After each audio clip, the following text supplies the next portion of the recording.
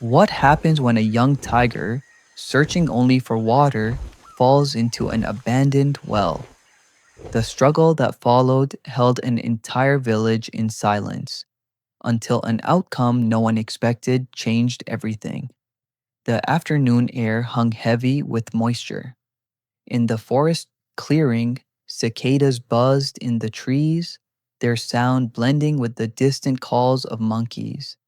The sun burned low, its light spilling through the branches in fractured beams.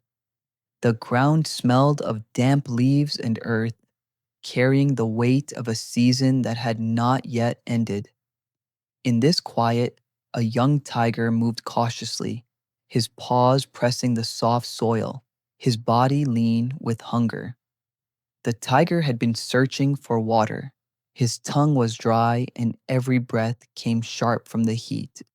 He followed the scent of moisture until he reached an old well, half hidden under vines and weeds. It was a forgotten place on the edge of human settlement, the stone rim broken, the inside dark and echoing. The animal lowered his head, his amber eyes fixed on the surface far below. His ears twitched, his body tense, driven by thirst but wary of danger. He leaned closer. The loose soil beneath his paws shifted. The ground gave way in an instant. The tiger's body dropped, claws scraping at the collapsing rim. A dull thud followed as he struck the cold water below. For a moment, the forest went silent, broken only by the sound of his violent splashes. Inside the well, panic took over. His paws hit the stone walls, but the surfaces were slick and smooth. He tried to leap upward, muscles straining, water cascading off his body. Each jump ended the same, claws sliding back into the depths. His breathing grew harsh, his chest rising and falling with desperate effort. The tiger's growl echoed upward, a deep sound that carried his fear into the air above. Villagers were drawn by the noise. They gathered in a circle around the well, their faces pale with alarm. Some peered into the depths, others kept their distance, whispering nervously. The sound of the animal below was unlike anything they had heard so close before. Part fury, part terror. Stones trembled at each of his attempts to climb. Bits of rock broke loose, splashing beside him. The water grew muddy, swirling around his striped body. The tiger's eyes lifted toward the circle of light above. His ears were flat, his jaws open, showing long teeth as he let out another roar. His muscles trembled from repeated effort. Each failed leap weakened him further, but instinct would not let him stop. The fight for air and freedom forced him again and again toward the unreachable rim. Among the villagers, arguments broke out. Some called for closing the well, afraid the animal would escape and strike. Others urged action to help. Their voices overlapped, urgent and tense. Then the sound of an engine cut through the noise. A small truck pulled up, and two forest rangers stepped out. They wore faded uniforms, their movements brisk and practiced. One of them raised his hand, ordering the crowd back. The other scanned the broken rim and the trapped animal below. Clear the edge. The stones are loose, one ranger instructed. The people moved reluctantly, pulling away debris. A long bamboo pole was brought forward.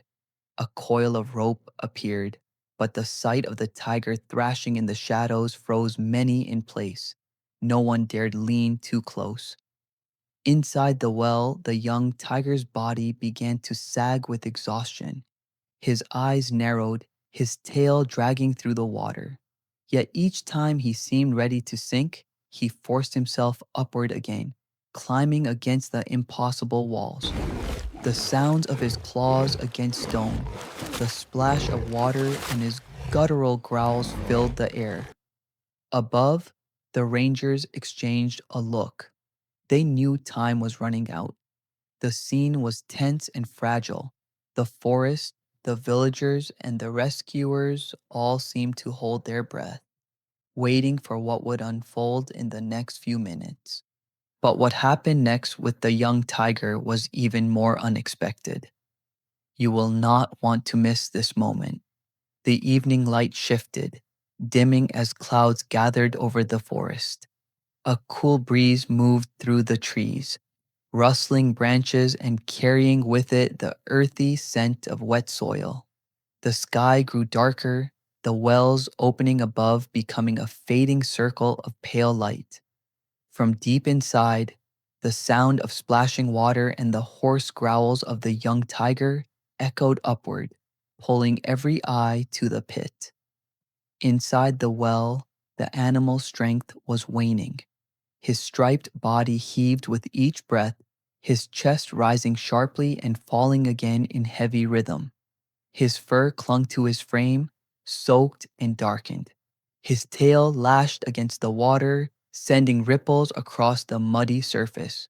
He tried once more to leap, his muscles straining, claws dragging down the stone. The effort ended in failure, and his body struck the water with a force that shook the ground above. The tiger's deep roar turned into a choking gasp. Above him, the forest rangers worked with urgency. One coiled a rope, tightening knots with quick, deliberate hands. The other positioned a ladder against the rim, testing its balance. Villagers held lanterns, their flickering light casting shadows across the anxious faces. The crowd kept its distance, but no one turned away. Every eye was locked on the striped figure below, caught between fear of the animal and the dread of watching it sink.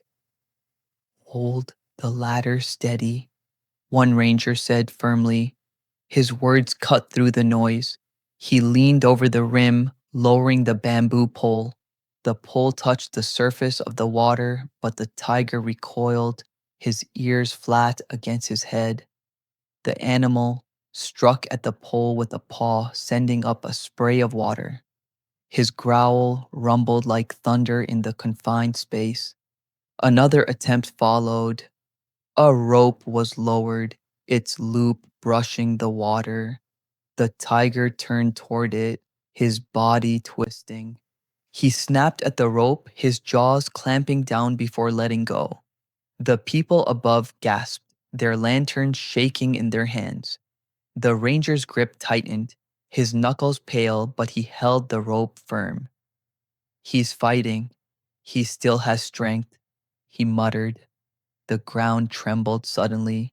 More stones cracked loose from the rim, dropping into the well. One struck the tiger's shoulder. His roar filled the air, louder than before, vibrating through the villager's chest. Dust rose from the crumbling edge, and the ladder shifted dangerously. The crowd stumbled back, their voices rising in panic. Inside the pit, the tiger's eyes blazed in the half light. Pain coursed through his body, yet his instinct drove him upward again. He leapt, clawing at the ladder this time, his paws gripping the lower rungs. His body dangled for an instant, water streaming off him, his muscles quivering from the effort. The ladder shook under his weight, creaking, but he did not let go. The rescuers pulled together. One man braced the ladder while the other guided the rope towards the animal's foreleg. The villagers, sensing the critical moment, hushed, their whispers replaced by the sound of the tiger's heavy breathing. Every movement was a risk. The rope could slip, the stones could collapse, or the animal's weight could drag everything down. Then, with a swift motion, the loop caught. The ranger pulled, locking the rope around the tiger's limb. The animal thrashed violently, water spraying upward, his roar filling the night air. The crowd gasped, some stepping back, but the rescuers held fast. The rope strained, groaning against the tension, but it did not break. The tiger's body was slowly lifted, inch by inch, his claws still scraping the stones, his muscles rippling under the soaked fur. His eyes glared upward, unblinking, a mix of fear and raw determination. The rescuers gritted their teeth, pulling with all their weight. The struggle reached its breaking point. The tiger's body rose higher, his head now visible above the rim, his roar bursting into the open night. The lantern light illuminated every line of his powerful frame, his chest pumping with effort, his breath a storm of mist in the cool air. This was the edge of survival, the moment where everything hung by a thread. The climax of his story begins now. What happens in these next moments will decide everything.